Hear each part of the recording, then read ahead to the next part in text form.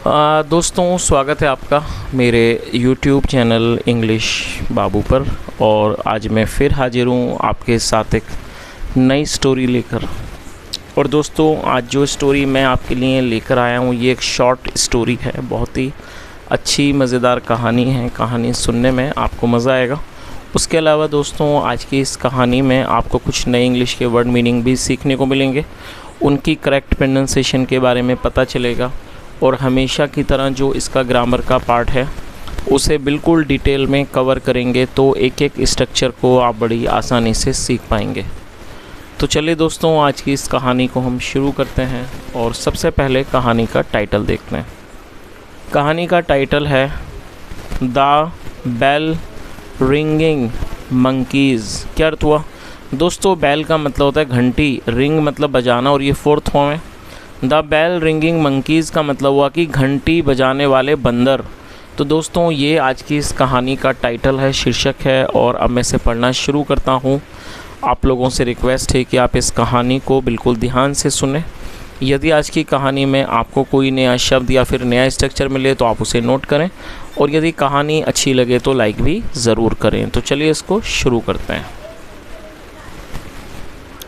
A thief who was trying to escape through a forest with a bell stolen from somewhere was killed by a tiger। क्या मतलब हुआ? A thief who was trying to escape through a forest। दोस्तों, ये जो वाक्य है ये एक पास्ट कॉन्टिन्यूस का सेंटेंस है। पास्ट कॉन्टिन्यूस का मतलब होता है ऐसे वाक्य जिन वाक्यों की टेल पर रहा था, रही थी जैसे शब्द आते हैं।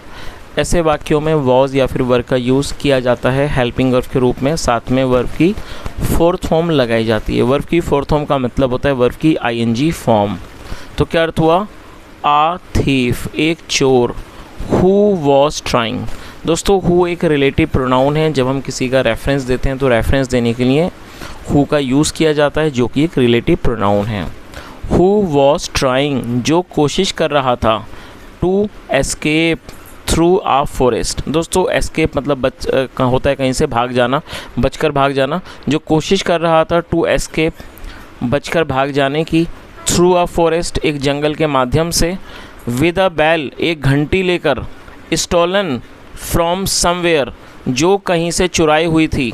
वॉज किल्ड, वो मारा गया। बाय अ टाइगर, एक शेर के द्वारा। और दोस्तों, ये जो वाक्य है ये पास्ट इंडेफिनिट का पैसिव वॉइस का वाक्य है। जब हम पास्ट इंडेफिनिट में पैसिव में कोई वाक्य बनाएंगे तो वहाँ वॉज या वर्ब का यूज़ किया जाता है हेल्पिंग वर्ब के रूप में। साथ में वर्ब की थर्ड फॉर्म लगाई जाती है। तो इस तरह से पूरी लाइन का क्या अर्थ निकला कि एक चोर जो जंगल के माध्यम से भागने की कोशिश कर रहा, बचकर भागने की कोशिश कर रहा था, चुराई हुई घंटी लेकर बचकर भागने की कोशिश कर रहा था। Was killed by a tiger, वो एक शेर के द्वारा मार दिया गया।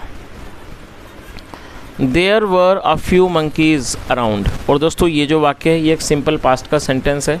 सिंपल पास्ट का मतलब होता है जब हम पास्ट में कोई ऐसा वाक्य बनाएं जहाँ पर वॉज या फिर वर्ब का यूज़ किया जाता है हेल्पिंग वर्ब के रूप में। साथ में नाउन या फिर एडजेक्टिव को लेकर वाक्य बनाया जाता है। और दोस्तों, इस तरह के वाक्यों में यदि देयर पहले आएगा तो देयर का कोई अलग से मीनिंग नहीं निकाला जाएगा। देयर का प्रयोग मात्र वाक्यों को बनाने में किया जाता है। क्या अर्थ हुआ? There were a few monkeys around, वहाँ आसपास में कुछ बंदर थे।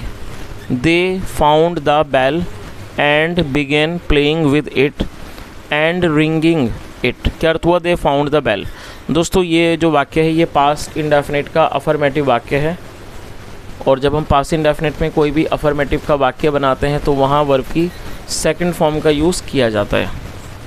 फाइंड मतलब पाना और सेकंड फॉर्म है फाउंड। और दोस्तों, दे का मतलब होता है वे या फिर वे लोग। जब सब्जेक्ट में एक से ज़्यादा लोग शामिल होते हैं तो दे का यूज़ किया जाता है, जो कि एक प्लूरल नाउन है। तो क्या अर्थ हुआ? दे फाउंड द बेल, उन्हें घंटी पाई, या कह सकते हैं उन्हें घंटी मिल गई। एंड बिगेन प्लेइंग, और बजाने लगे। बिगेन प्लेइंग विद इट, और उससे खेलने लगे। एंड रिंगिंग इट, और उसे बजाने लगे। When people living in the nearby villages heard the sound of the bell, they were frightened and thought that it was some kind of demon who was making this sound। क्या अर्थ हुआ? When people living in the nearby villages, जब लोगों को living in the near by villages, जो नज़दीकी गाँवों में रह रहे लोगों को, हर्ड द साउंड, उन लोगों नज़दीकी गाँव रहने वाले लोगों ने heard the sound of bell, घंटी की आवाज़ को सुना। और दोस्तों हियर का मतलब सुनना होता है और सेकंड फॉर्म हर्ड। तो क्या अर्थ हुआ कि जब नज़दीकी गाँवों में रहने वाले लोगों ने घंटी की आवाज़ को सुना, दे वर फ्राइटेंड, वो डर गए, वो घबरा गए। फ्राइटेंड मतलब भयभीत हो जाना, डर जाना, वो डर गए। एंड थॉट, और उन्हें लगा, दैट की it was some kind of demon, की ये कोई दानव है। Who was making this sound, जो ये आवाज़ कर रहा है। चलिए आगे देखिए। One day a boy who was the most courageous of all the villagers went to the forest with a basket of delicious fruits। क्या अर्थ हुआ? One day a boy who was the most courageous of all the villagers. दोस्तों ये जो वाक्य है ये भी एक पास्ट इंडेफिनिट का अफर्मेटिव वाक्य है, जहाँ वर्ब की सेकंड फॉर्म लगाई जाती है। गो मतलब जाना और सेकंड फॉर्म है वेंट। तो क्या अर्थ हुआ?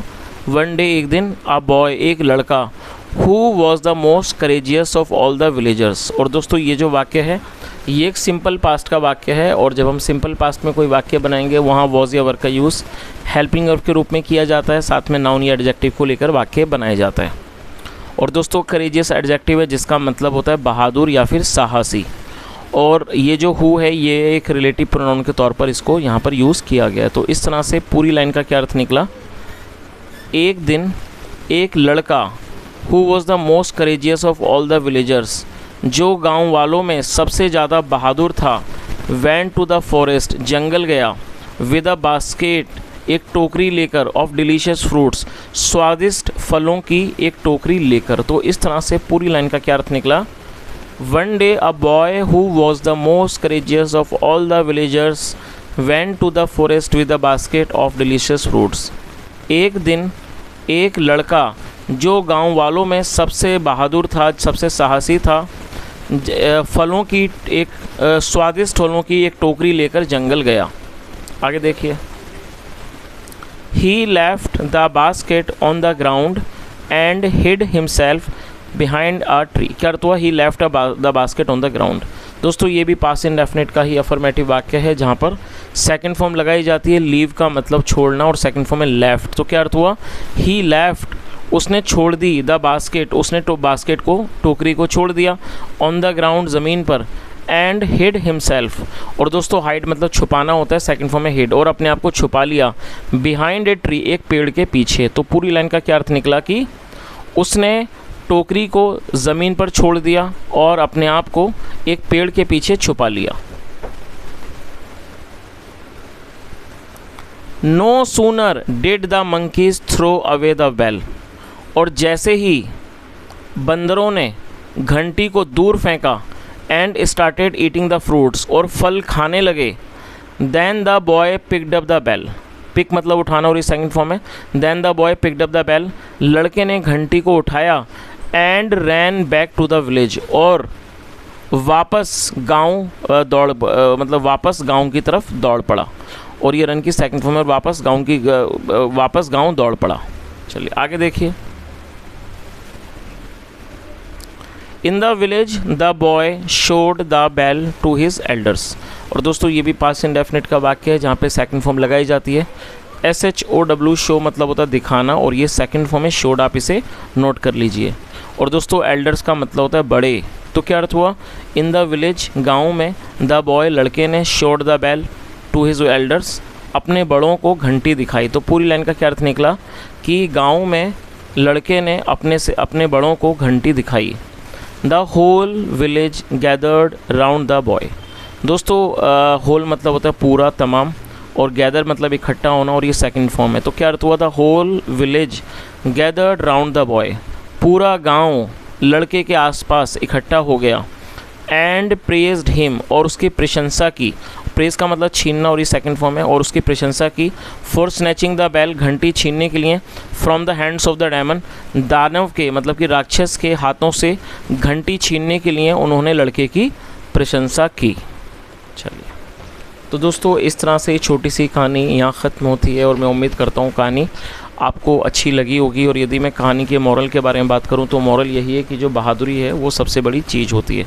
तो दोस्तों, यदि आपको आज की कहानी अच्छी लगी हो, मेरा पढ़ाने का प्रयास भी आपको अच्छा लगा हो, तो आपसे रिक्वेस्ट है आप इस वीडियो को लाइक करें, शेयर करें, चैनल को सब्सक्राइब करें। कोई भी सुझाव हो तो कमेंट में बताएं। यहाँ तक सुनने के लिए thank you so much. Have a nice day and bye.